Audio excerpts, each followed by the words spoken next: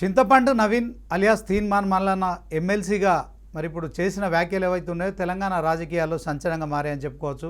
So తీన్మాన్ Mallanna కెరీర్లో మరి మొదటి నుంచి కూడా కాంట్రవర్సీ కామెంట్ చేస్తూ ఒక యూట్యూబ్ ఛానల్ ద్వారా కావచ్చు, తర్వాత తెలంగాణ సమాజంలో గతంలో ఉన్న బీఆర్ఎస్ ప్రభుత్వాన్ని కావచ్చు, తర్వాత బీజేపీ ప్రభుత్వాన్ని, ఒక సమయంలో కాంగ్రెస్ ప్రభుత్వాన్ని, సో ఈ మూడు పార్టీలను కూడా ఆయన విమర్శించారు.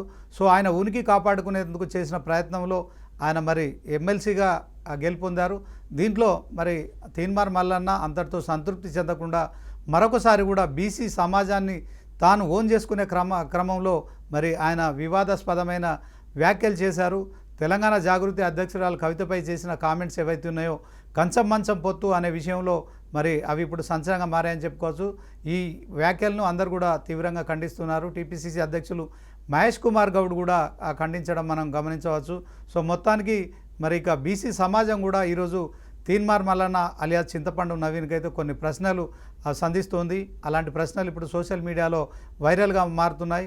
సో మేము బీసీలమే, తెలంగాణలో నువ్వేమి మాకు నాయకునివా, బీసీలు అంతా కలిసి నిన్ను నాయకునిగా ఎన్నుకున్నారా, నిన్నెవడు బీసీల కోసం పోరాటం చేయాలనో, ఎవరికి నీకు ఉన్న అర్హత ఏంటి చెప్పడానికి అని చెప్పి కూడా ప్రశ్నిస్తున్నారు. తెలంగాణ సమాజంలోని మేము బీసీలమే, తెలంగాణలో ఉన్న బీసీలు అంతా నిన్ను బీసీ నాయకునిగా ఎన్నుకున్నారా, నువ్వెవడు బీసీల కోసం ఎవరు పోరాటం చేయాలనో, ఎవరికి ఏ అర్హత ఉందో చెప్పడానికని మొదటి ప్రశ్న సంధిస్తున్నారు. ఇక రెండో ప్రశ్న చూసినట్టయితే బీసీలు మహిళలతో కంచం మంచం అని మాట్లాడతారు, ఇది మా భాష అని బీసీలని సమాజం ముందు చులకన చేసే విధంగా ఎందుకు చేస్తున్నావు, నీ ఫాల్తు భాషని, నీ బల్పుని బీసీ సమాజానికి ఎందుకు రుద్దుతున్నావు, మేము బీసీలమే, మా ఇళ్లలో ఇలాంటి భాష వాడమని చెప్పి రెండో ప్రశ్న సంధించారు.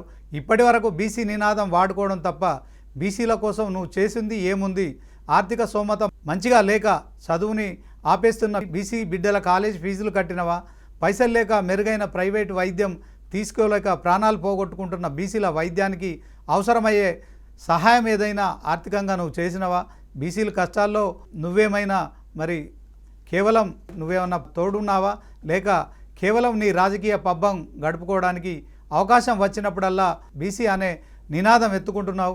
ఒకవేళ నీకు నిజంగా బీసీలకు మంచి జరగాలన్న ఉద్దేశం ఉంటే, అభిప్రాయం ఉన్నవాడివైతే మన కోసం కలిసి వచ్చే వాళ్ళని మరి గౌరవించుకుంటాం, అంతేకాని అమర్యాదగా మాట్లాడడం, నీ బల్పు మాటలకి బీసీ సమాజం సిగ్గుతో తలదించుకునే పరిస్థితి అయితే నువ్వు తీసుకొచ్చినావు మల్లన్న అంటూ కూడా ప్రశ్నల వర్షం అయితే కురిపిస్తోంది. సో మొత్తానికి తీన్మార్ మల్లన్న మరి ఎప్పుడు కూడా సంచలనాలకు సంబంధించిన అంశంలో మరి వ్యాఖ్యలు చేస్తారు. అలాంటి వ్యాఖ్యల మూలంగా ఇప్పుడు తీన్మార్ మల్లన్న మరి మొన్న చేసిన వ్యాఖ్యలు కావచ్చు, తర్వాత మరి నిన్న ఆయన ఆఫీస్పై దాడి జరిగిన తర్వాత కూడా మాట్లాడిన మాటలు కావచ్చు, మీడియా ముఖంగా మాట్లాడిన మాటలు తెలంగాణలోని బీసీలను అయితే కొంత కించపరిచినట్టుగా ఉన్నాయని స్పష్టమవుతోంది. ఎందుకంటే ఏదైనా ఉద్యమం జరిగినప్పుడు కావచ్చు, ఏదైనా పోరాటం జరిగినప్పుడు కావచ్చు, ఏదైనా ఇలాంటి బీసీ రిజర్వేషన్ అంశంలో కావచ్చు 42% కోసము ఇప్పుడు కాంగ్రెస్ ప్రభుత్వం క్యాబినెట్లో మరి మరొకసారి ఆమోదింపజేసి, అలాంటి క్రమంలో బీసీలకు రానున్న రోజుల్లో ఖచ్చితంగా 42% రిజర్వేషన్లు కల్పిస్తామని చెప్తున్న నేపథ్యంలో సో బీసీ సమాజం తలదించుకునే విధంగా మరి ఆయన సాటి ఎమ్మెల్సీ తెలంగాణ జాగృతి అధ్యక్షురాలు కవితపై చేసిన కామెంట్స్ తెలంగాణతో పాటు మరి దేశమంతా కూడా వైరల్ అవుతున్నాయి. సో దీంట్లో ఆయన మరి ఏమాత్రం అలాంటి మాటలకు మరి ఖచ్చితంగా మరి క్షమాపణలు కోరడమో, ఆ మాటల్ని వెనక్కి తీసుకోవడమో చేయాలి. కానీ ఎట్టి పరిస్థితుల్లో వాటిని సమర్థించుకునే విధంగా ఈరోజు కూడా ఆయన మాట్లాడడం అయితే మొత్తానికి బీసీ సమాజంలో ఇలాంటి భాష ఉంటుందా అని చెప్పి కూడా మరి మొత్తం దేశవ్యాప్తంగా కూడా కొంత తెలుగు ప్రజల పట్ల కావచ్చు, తెలంగాణ ప్రజల పట్ల కావచ్చు, సో సామెతల్ని వాడే సందర్భంలో వాడాలి. అదే కాకుండా మీ నాయన రాసిన పుస్తకంలోనే ఇలాంటి సామెతలు వాడారని చెప్పడం కావచ్చు. సో మరొకసారి కూడా చేసిన వ్యాఖ్యలు మరి అవి కాంట్రవర్సీగా మారాయి. మొత్తానికి తీన్మార్ మల్లన్న ఇప్పుడు ఎమ్మెల్సీగా ఉన్నారు, గతంలో జర్నలిస్ట్గా పనిచేశారు, ఓకే. కానీ ఆయన మరి తెలంగాణ ప్రజలకు ప్రతిరోజు తన యూట్యూబ్ ఛానల్ ద్వారా కొంత సమాజంలో చైతన్యం తీసుకురావడానికి మరి వార్తలు చదువుతూ కూడా ఫేమస్ అయ్యారు. ఫేమస్ అయిన తర్వాత ఎమ్మెల్సీ అయ్యారు. అయినప్పటికీ కూడా ఆయన సహజ సిద్ధంగా ప్రతిరోజు ఉదయం పూట మరి తీర్మానం మల్లన్న షోను కూడా ఆపకుండా చదవడం అయితే న్యూస్ పేపర్లు చదువుతూ అందులో విశ్లేషించే కార్యక్రమానికి మరి ఇప్పటికీ తెలంగాణ ప్రజలంతా కూడా మరి కొంత అట్రాక్ట్ అయ్యారు. సో అట్రాక్ట్ అయిన పరిస్థితుల్లో మరి ఆయన మొత్తం సమాజాన్ని ఉద్ధరించినట్టు బీసీలకు తానే నాయకునని చెప్పుకునే పరిస్థితి రావడం అయితే కొంత ఇబ్బందికరమైన పరిస్థితి అయితే బీసీల్లో కనిపిస్తోంది. ముఖ్యంగా 40 సంవత్సరాలుగా పోరాడుతున్న ఆర్ కృష్ణయ్య లాంటి వాళ్ళు, ఆయన నేతృత్వంలో పనిచేసిన బీసీ నాయకులు ఖచ్చితంగా తీన్మార్ మల్లన్న వైఖరిని అయితే తప్పుపడుతున్నారు. ఇప్పటికైనా మరి ఏదైతే 42% రిజర్వేషన్కు సంబంధించిన బీసీల అంశంలో తీన్మార్ మల్లన్న తన సహజ సిద్ధమైన వైఖరి ఏమిటో చెప్పాలి, కానీ కలిసి వచ్చే వారిని మాత్రం ఖచ్చితంగా విమర్శించడము, తర్వాత మరి వాళ్ళని అనవసరంగా విమర్శించడం మానుకుంటే మంచిదనే అభిప్రాయం అయితే తెలంగాణ బీసీ సమాజం నుంచి మరి ఇలాంటి ప్రశ్నల ద్వారా మాత్రం ఉత్పన్నమవుతున్నట్టు కనిపిస్తుంది. కనుక తీన్మార్ మల్లన్న ఇప్పటికైనా బీసీ అయితే, బీసీల పక్షపాతి అయితే ఖచ్చితంగా తన వ్యాఖ్యల విషయంలో కావచ్చు, మరి రానున్న రోజుల్లో మరి మెయిన్ ఇష్యూను డైవర్ట్ కాకుండా ఖచ్చితంగా మరి కాంగ్రెస్ పార్టీకి ఫేవర్లో మాట్లాడినట్టు కొంత కనిపిస్తోంది.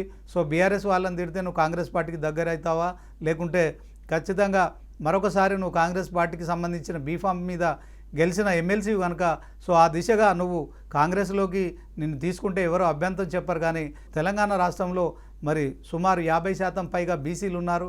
సో ఆ బీసీ సమాజం అంతా కూడా ఇప్పుడు బీసీ రిజర్వేషన్ ఏదైతే 42% అన్ని రంగాల్లో, ఇటు విద్య, వైద్యం, విద్య కావచ్చు, ఉద్యోగ అవకాశాలు కావచ్చు, అలాగే రాజకీయాల్లో కావచ్చు, ఆ 42% అమలయ్యే దిశగా పోరాటం చేసేందుకు మరి నువ్వు ముందుంటే నీ వెనుక అందరు నడుస్తారు.